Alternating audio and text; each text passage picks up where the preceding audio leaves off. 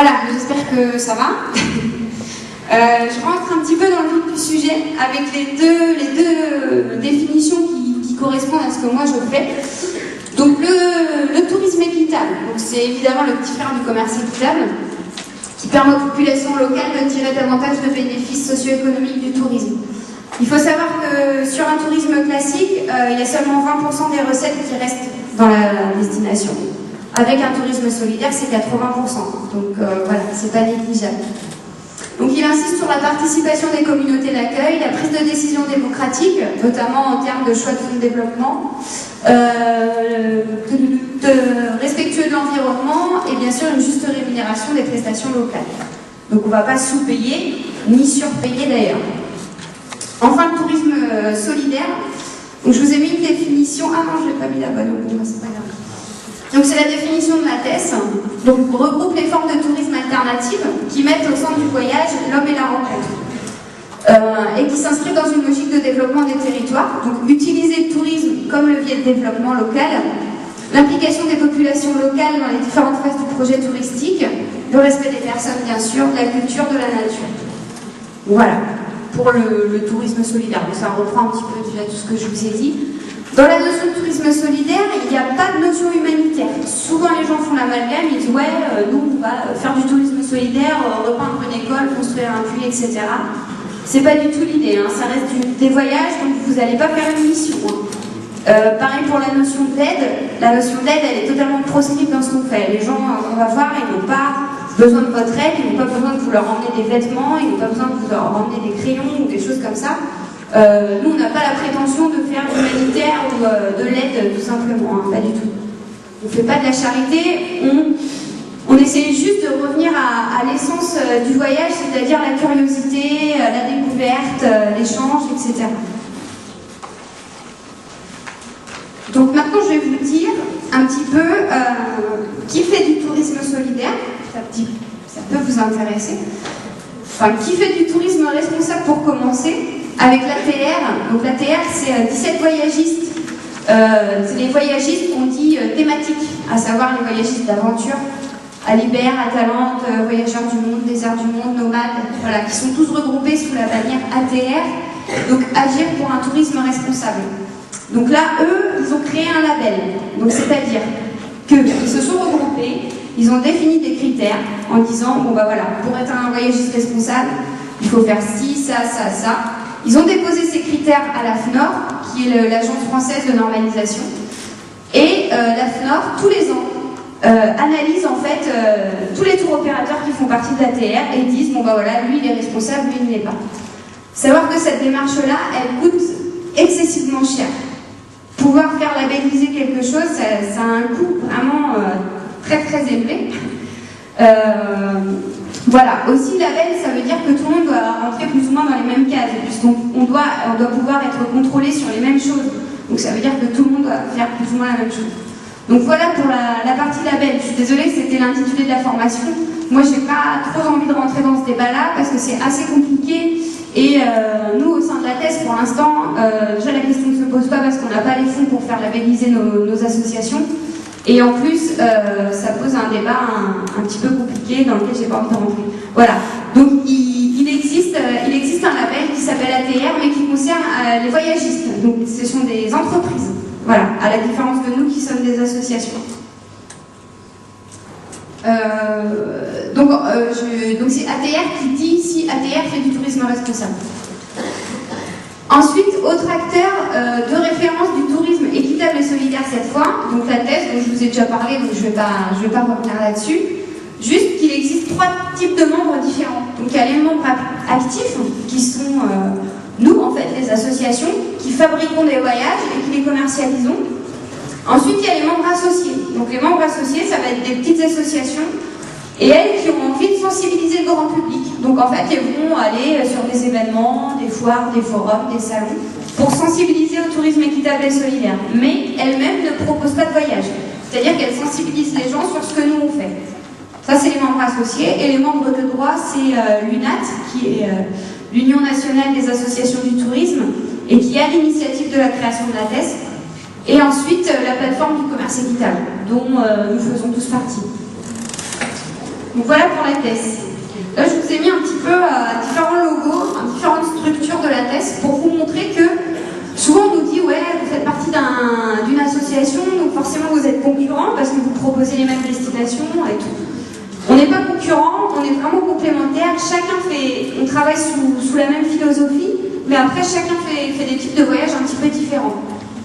Vous avez Ecotour par exemple qui est spécialisé sur l'Amérique du Sud et qui propose des circuits culturels sur l'Amérique du Sud et aussi maintenant sur le Canada et sur l'Irlande. Vous avez Croque Nature qui est spécialisé sur le Sahel au départ, donc qui propose le Maroc, la Mauritanie, le Niger, le Sénégal aussi. Là, il vous propose de la rando, des circuits classiques et puis aussi des méharées, c'est des randonnées chamelières en chameau.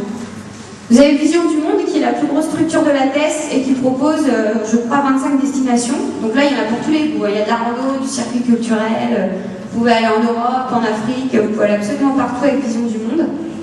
Tamadi qui a une spécificité qui vous emmèneront que dans un milieu paysan. Vous serez accueillis par des agriculteurs, par des paysans locaux. Ils travaillent qu'avec des associations paysannes sur toutes les destinations sur lesquelles ils vont, à savoir le Mali, Madagascar, le Sahara occidental et puis la Turquie. Libertalia qui propose des circuits pour les jeunes. Donc eux, ils s'adressent plus à un public colonie, CE, etc. Donc c'est des voyages un petit peu sportifs. Donc avec de la plongée, de la rando, de l'ascension de volcan, ce genre de choses. Puis aussi des circuits un peu plus classiques, des circuits culturels, voilà, où tous les jours on va visiter des choses. Et aussi de l'autotour, qui sont les seuls à proposer au sein de la TES. L'autotour, c'est une formule un petit peu différente. Nous, notre spécificité, c'est les séjours pour les étudiants. Voilà. Enfin, il y a EcoWay qui est un petit peu différente. C'est un portail d'information, en fait. Donc là, ça s'adresse plus à des routards, en fait, de gens qui partent comme ça, sac à dos, mais qui ont envie de donner un petit côté solidaire à leur voyage sur une ou deux de leurs étapes. Donc ils peuvent aller sur le site d'EcoWay et ça répertorie des hébergements, des activités, des associations que vous pouvez faire pendant votre voyage, mais vous faites votre voyage tout seul et par exemple, un jour vous allez dormir dans un écologe ou ce genre de choses.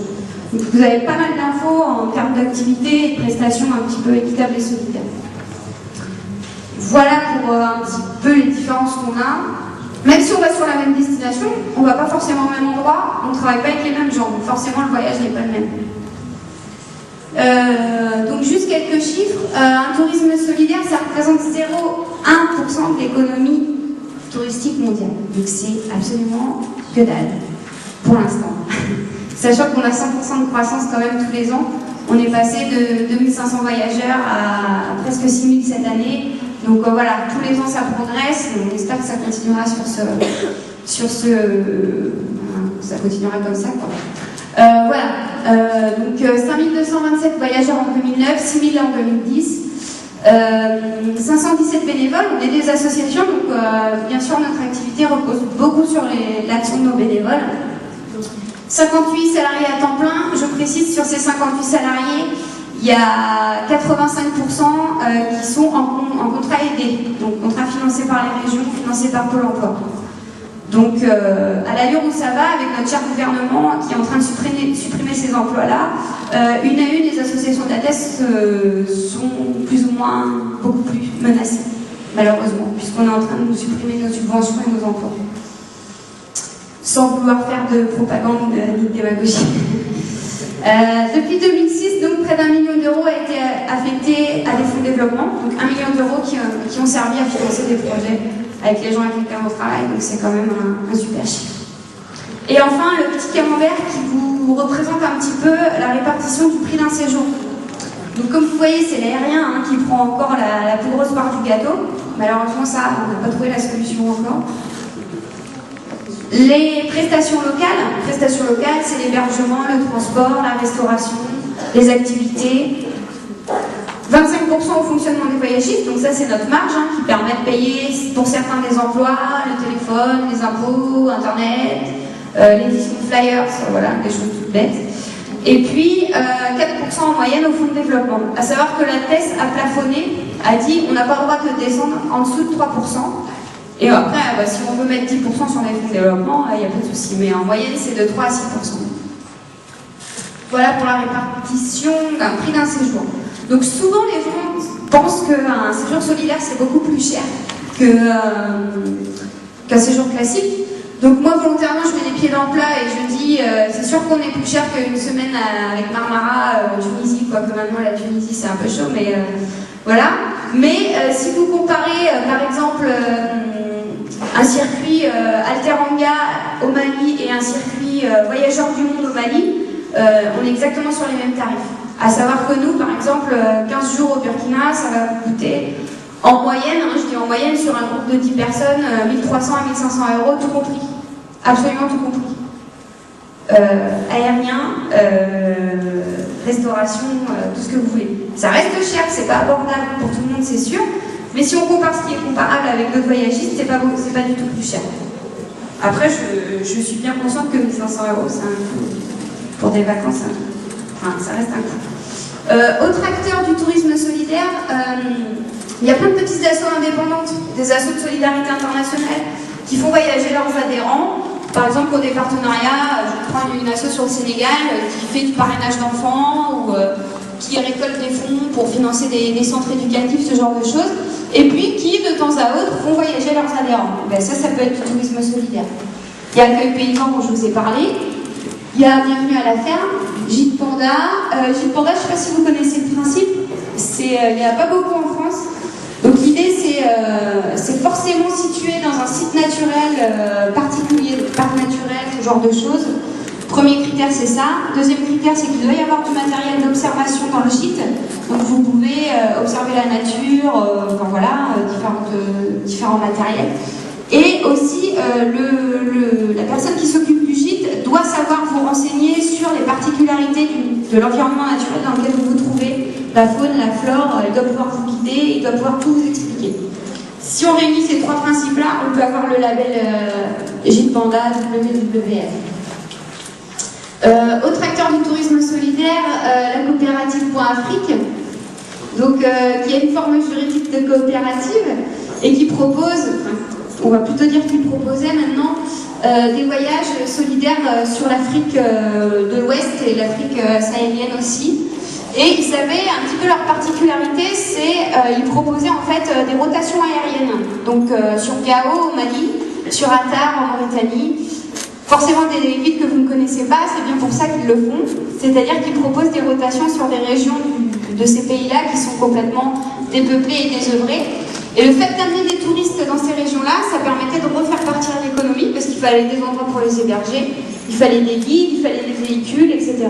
Donc voilà, le principe de Point Afrique, c'était ça, c'était développer des régions qui n'étaient pas touristiques à la base et qui avaient vraiment un fort potentiel en termes de nature et de culture.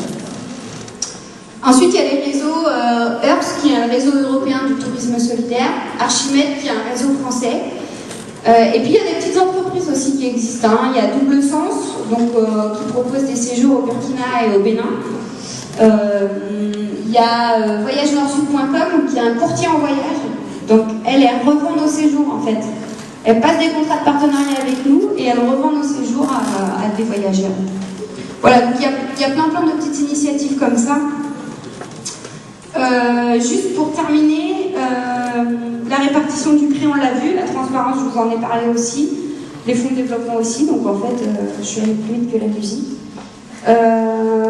Voilà, souvent les gens nous disent ouais, mais comment on sait que vous faites vraiment du tourisme solidaire, etc. Nous, nos voyageurs, on est des associations, donc forcément nos voyageurs, ils payent une cotisation et deviennent adhérents de l'association.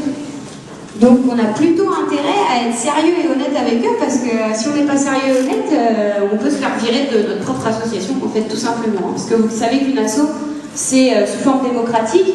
Si on réunit tous nos adhérents et qu'on dit bon, est-ce qu'Anaïs elle a bien bossé, et que la moitié des gens dit non, elle est nulle, et ben voilà, merci Anaïs d'être passée, au revoir, et voilà.